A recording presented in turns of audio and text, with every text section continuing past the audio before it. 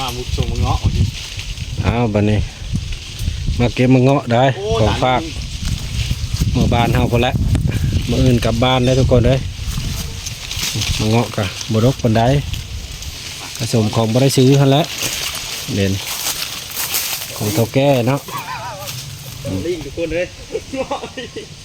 ลิงคือต้นนะบ่เก็บมาเงาะเมื่อฝากทางบ้านเก็บสดๆจากต้น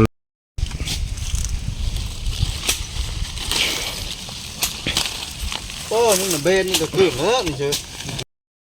จมยุ่งสิถ่ายคลิปเอานี่อันนี้วัยรุ่น2 คนนี่จะมือบ้านแห้งแล้วพอพามาเก็บมะเงาะตะเวนเทงมึงเอาพอบดกปานใดแล้วได้2 กระตานี่ก็พอแล้ว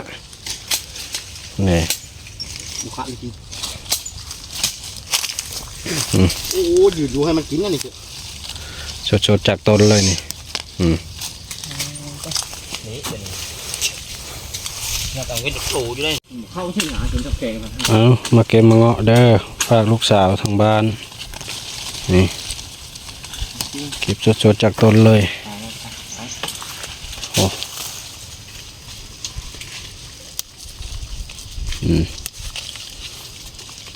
เงาะบริสิทธิ์ยานี่เงาะธรรมชาติล้วนๆ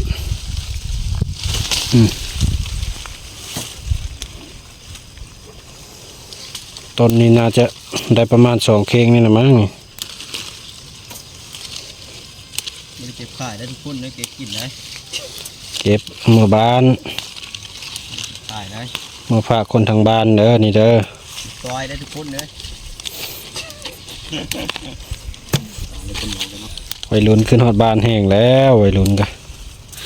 พามาเก็บมะเงาะตะเป็นเถงเลย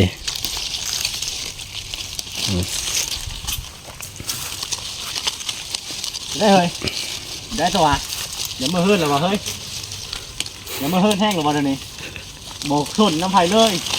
น้ำเงาะกระปูกาดและเจอกบหน้าใช่ไหมใส่ปุ้นเห็นแล้วปุ้นนี่เขาเลยด้านมือผู้ชายอ่ะเด็กรับมือเลยมักกับผู้สาวบ่แพ้มักคนมักไม่เขาเป็นบัวโม่เลยนะหัวขานนี่จะค่อยเขาโอ้โหอยู่ขี้ดินนี่ก็จะนอนเก็บเลยบัดเก็บทั้งนอนเลยอันนี้ติดขี้ดินเลย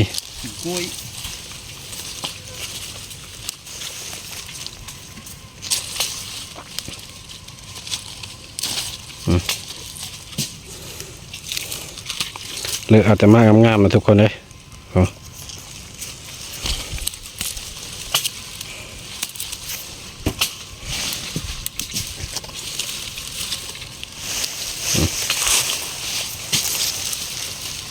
แล้วทุกคนได้ยุ่งเหมือนกัน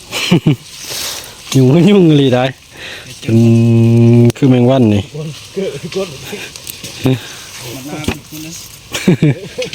นี่เป็นไงหัวแคมกูนี่อ่านกันนี่ขึ้นไปขวางนี่ขึ้นมาคน